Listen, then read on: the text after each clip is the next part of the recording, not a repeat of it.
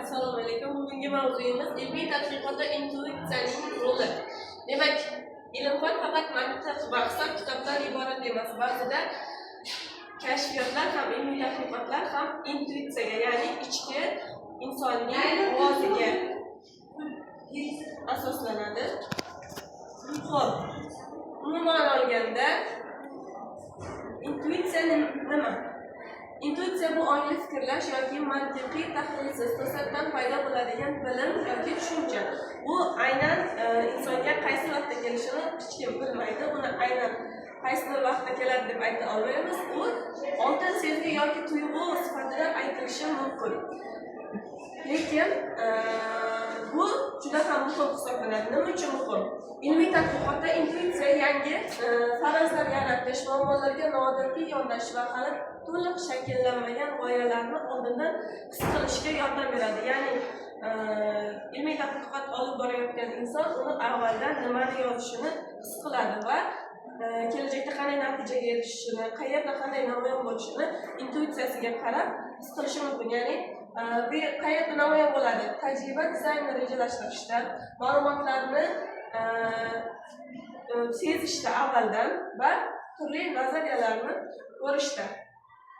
Bunda har xil olimlarning intuitsiyaga qarashlari ham bor. Masalan, Isaac Newton, August Kepler yoki Albert Einstein o'zlarining eng buyuk kashfiyotlaridan oldin o'ziga yarasha intuitsiyaga, qandaydir ichki his-tuyg'u sezgiga ega bo'lishgan va shu orqali eng katta kashfiyotlarni amalga oshirishgan. Intuitsiyaning psixologik asoslari.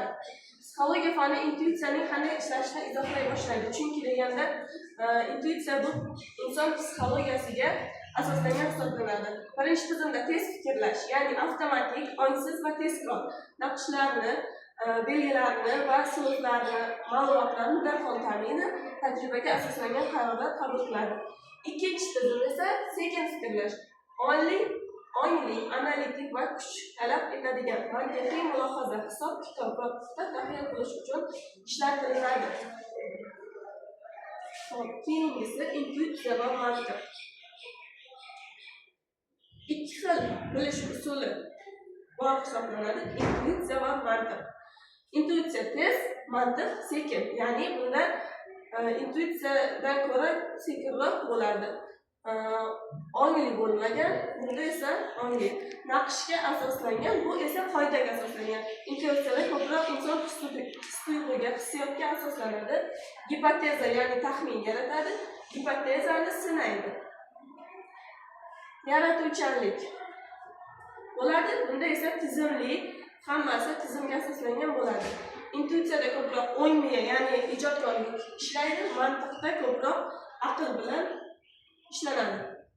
Intuitsiyaning afzalliklari. Ilmiy tadqiqotda intuitsiyaning o'rni juda ham katta va u nafaqat yangi g'oyalar yaratishga, balki muammolarni hal qilishda keng qamrovli nazariyalar shakllantirishda ham katta rol o'ynaydi. Yangi g'oyalarni yaratish, muammolarni hal qilishda, nazariyalarni shakllantirish va yo'nalish tanlashda uning o'rni juda ham katta hisoblanadi.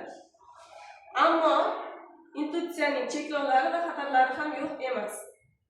Madaniy va shaxsiy ta'sir bo'lishi mumkin. Tasdiq xatoligi, kuchli his, kuchli xato, yangi sohalarda cheklanganlik.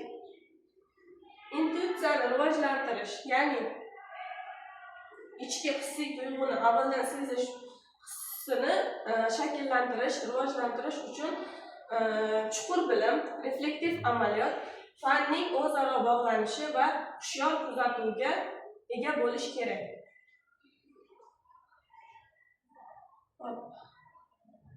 Bu yerda bir nechta amaliy misollar intuitsiya tufayli yuzaga kelgan katta kashfiyotlar berilgan. Benzol tuzilishi, penitsillinni yaratilishi, DNK spirali yoki kvarklar haqida ma'lumot berilgan.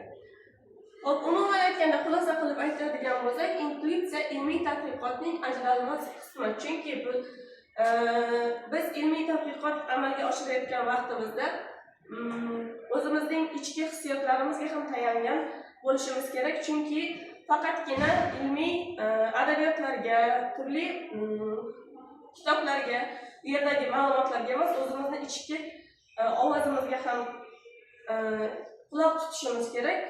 Negaki u yerda qanday kelajakda qanday natijaga erishishimiz, qanday qilib biz o'zimizning ilmiy tadqiqotimizda yangilikka erisha olishimiz intuitsiya orqali yuzaga chiqishi mumkin. E'tiboringiz uchun rahmat.